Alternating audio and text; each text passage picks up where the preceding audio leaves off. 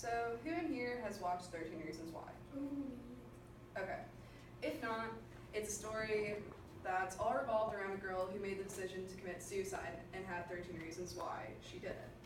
Although the reasons are more centered toward people and their actions, you can still tell that she was suffering with some serious depression issues beforehand caused by inner feelings about herself. It changes a person inside and out, and whether you realize it or not, it isn't just a woe is me feeling. It's an overwhelming sense of being lost in one's mind and not having a care in the world to get yourself out until you really want out. Depression turns into a way of living or a lifestyle because it does not go away after just a couple hours, days, or maybe even years. It is a common but serious mental illness that needs professional help to fix. And even with that, there are no promises that a person will ever be the same after treatment is over. But without that professional help, depression can run a person's life. It is a never-ending race filled with loss, change, and exhaustion. So, what is depression exactly? The correct term would be a mood disorder that causes a persistent feeling of happiness and a loss of interest, or a chemical imbalance in the head. My term is a healthier head. It's very common for teens and up to be diagnosed as depressed, but usually it comes after developing something first or having a mental disorder already, such as anxiety, being bipolar, so on. And also, depression can be genetic as well, and it can get passed down whether you like it or not. So, how can you tell if a person is depressed? Truth be told, you can't. Depression isn't always obvious, but sometimes it can be depending on who you are. Some things to notice in a person who is depressed is fatigue, sleeping problems, anger issues, not being able to concentrate, anxiety, alcohol or drug abuse, trouble in making decisions, loss in one's interests or activities, and overall just general stress. And also, adding the most obvious sign, thoughts of hurting oneself and contemplating suicide. You're probably thinking, if these are all the symptoms, how can people make it obvious, or not make it obvious? Simple, actually. People nowadays are great at being fake. Hiding depression from others is like having one of those theater masks on, where one side is happy and the other side is sad or mad. It's really common to hide it in high school all the way up to your early adult years in fear of being judged and that no one will truly understand or even care. It's typically harder in high school though, because let's face it, nobody in high school gives a shit about their classmates these days unless they're dead. I mean, that's true, but anyways, half the people you walk the halls with have inner battles that they fight every single day, and nobody can give a rat's ass about it, or them, until it's too late. Nobody ever truly notices all the signs unless a person who is depressed finally confesses. And then it finally becomes obvious of why he or she acts the way they do. And even though depression is something that a person can't control fully, others still like to judge, because I guess that's just who we are. If others don't know what's going on, they assume that a person is just awkward or antisocial or just weird, and so on.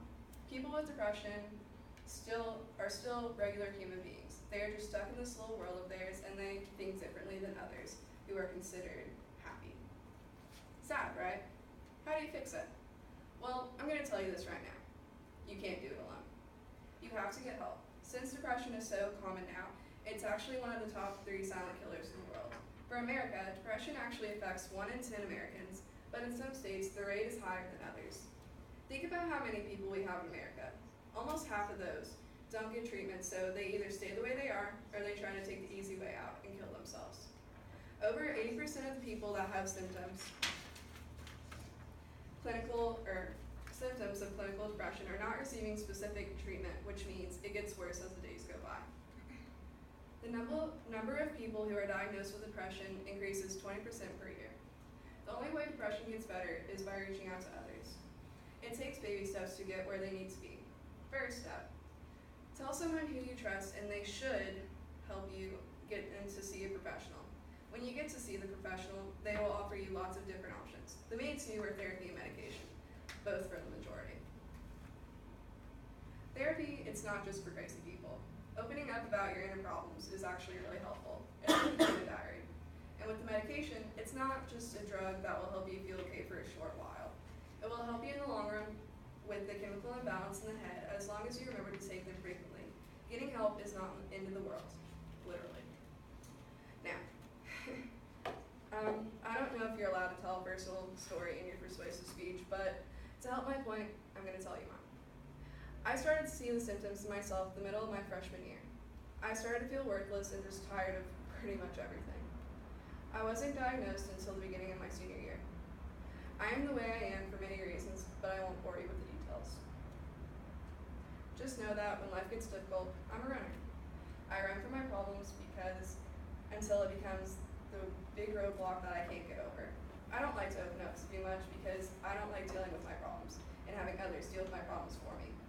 I like to ignore it and try to keep moving forward by keeping busy. If I'm not busy, that allows me to not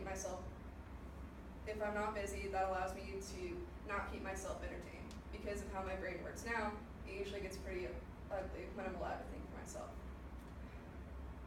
So I experienced all the symptoms, including suicide and self-harm. I remember the day I decided there was no reason to run anymore. It was the end of football season, and it was the day before our second playoff game. I tried to overdose, and I hoped to just die in my sleep. It was after a really bad breakup, and I mentally just snapped. I was so hurt, and all the negative feelings I had felt about myself came to the surface. I remember being in my room, alone. I had stolen a bottle of whiskey from my mom and dad's alcohol stash and grabbed my dad's painkillers. I took the whole prescription and washed it down with a bottle of Jack Daniels. After that, I then waited for myself to fall into a deep sleep, wondering what would come next. My last thoughts were that it'd be best for everyone when I'm gone. I cried and started to cut myself until I passed out from all the pills and pain. So the outcome, as you see, didn't work out in my favor. I woke up the next morning feeling high and my face feeling droopy. Since I was up, I had a football game to dance at, and I had to get ready, although I wasn't dancing because I was injured or something like that. I honestly don't really remember. I felt empty. I didn't eat that whole day, actually for the whole month after it happened. I was so disappointed that it didn't work out, and I remember crying the whole entire day at the football game. I was just so upset. I lost myself that day, and I've never been the same since, which hopefully in the future will be a good thing to say.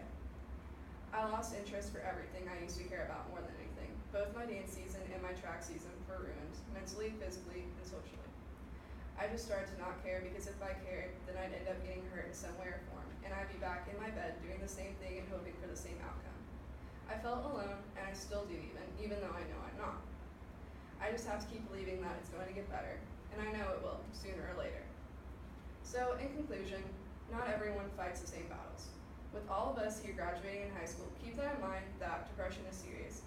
Keep that in consideration as you grow up as well. Treat others right and learn to be selfless and help those in need, even if they don't ask.